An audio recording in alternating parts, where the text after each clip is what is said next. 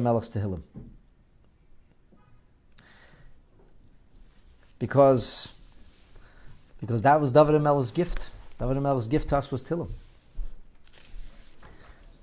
So the story, as I read it in a book of Shmuos V'Sipurim, talks about a holy man, I presume a Talmud of the Maggid of Mizrich, whose name was Rabbi Moshe of Savaron. He was a holy man, a tzaddik. And this Rabbi Moshe, he had a mechutin. He had one of his children was married to somebody from Bardichev. Bardichev is, of course, in the Ukraine. And the name of this mechutin was Reb Yankiv Yosef Chodorov. The reason I share the names of these stories is not because it's so important to know the names of these people from 3 centuries ago, but because it makes a story real when it has a name to it. And this Reb Yosef, Reb Yankiv Yosef, was a very wealthy individual, very, very learned man, very pious man, and very generous, a big Baal Tzedakah.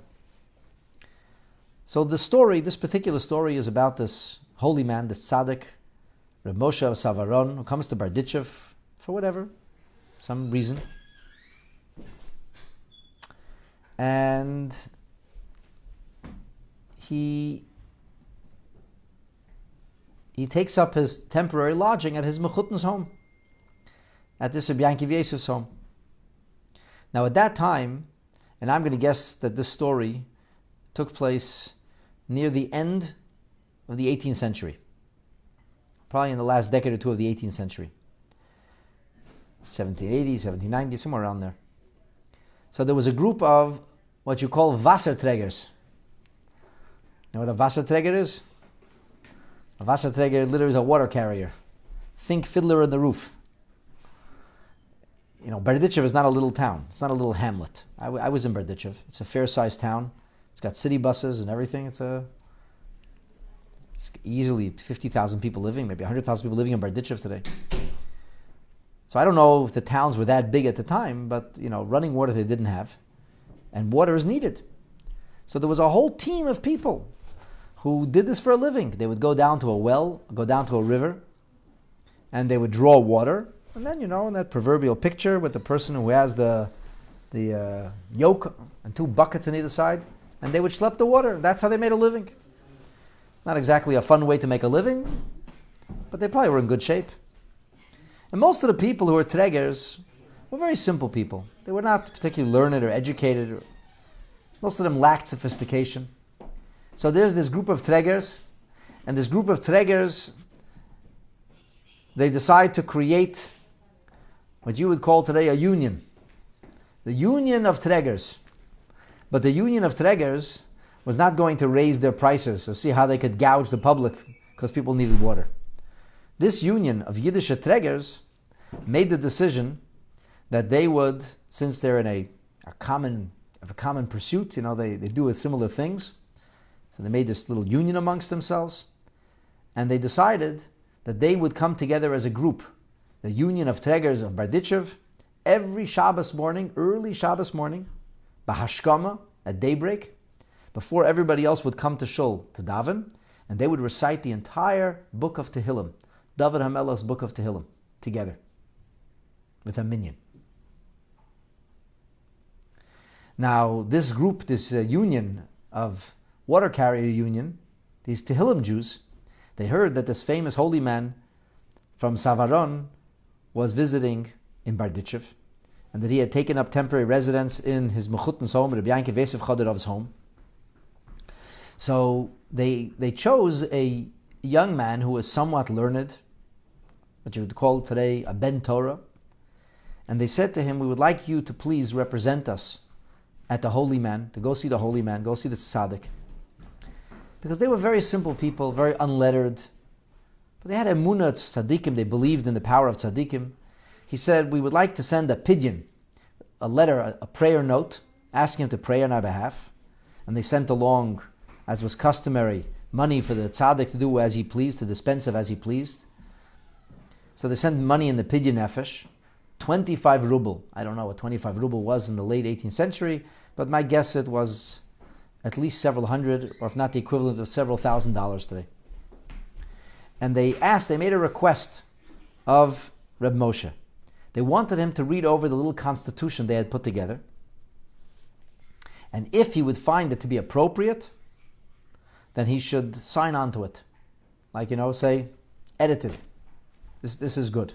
And to bless them. This young man knew the group. He was kind of their de facto rabbi. They didn't really have a rabbi. So he was like their leader. He was like their spiritual guide. They asked him to, I guess he would Farbrengen with them, spend some time with them, teach them a little bit of Torah. So the young man comes to Rabbi Yankov Yosef's home, and he wants to see the tzaddik. They usher him in to see the tzaddik. And he makes this request. He says, I have this group of tregers, group of water carriers, and they're asking for a bracha. And they sent a prayer note, and they're asking if the Rebbe could please read over the little constitution that they put together and to sign on to it, that what they're doing is good. So there was a young man who happened to be in the house of Rabbi Yankov Yosef Chodorov at the time. And he asked this other fellow, he says, what are you doing here? So he said, well, there's this group of tregers, group of Wasser tregers, and I try to help them a little. I'm a little bit of a spiritual guide for them. And now they sent me to ask a bracha on their behalf. So he says, you, a ben Torah, an educated person, you hang out with these uneducated peasants? You? What are you doing with these peasants? Somebody who's able to study Torah should not be wasting his time saying Tehillim, said this young scholar. So the first young man representing this group, protested. And he says, why would you say that? You think just because somebody is educated in Torah, somebody is learned, that he's not obligated to say Tehillim? Do you not know the famous maxim of our sages that David HaMelech prayed that one who would say Tehillim he should be remunerated by God like somebody who studies the most difficult tracts of Mishnah, which are called Negoyim and Aholis, very arcane and difficult Mishnayos.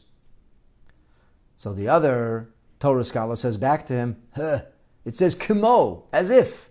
It's not the same. What do you think it's the same? A bunch of country bumpkins, peasants are saying Tehillim. You think that's as valuable as when us Torah scholars learn Torah? That's number one. And he said, number two, David HaMelech prayed, it says. He prayed that they should be accepted. Who says that David HaMelech's prayer was accepted? And he says, there's a Gemara, I'll prove to you that not all of King David's requests were accepted. The Gemara tells us that there were 7 people whom after their passing, that their corporeal remains did not rot. The bodies remained whole.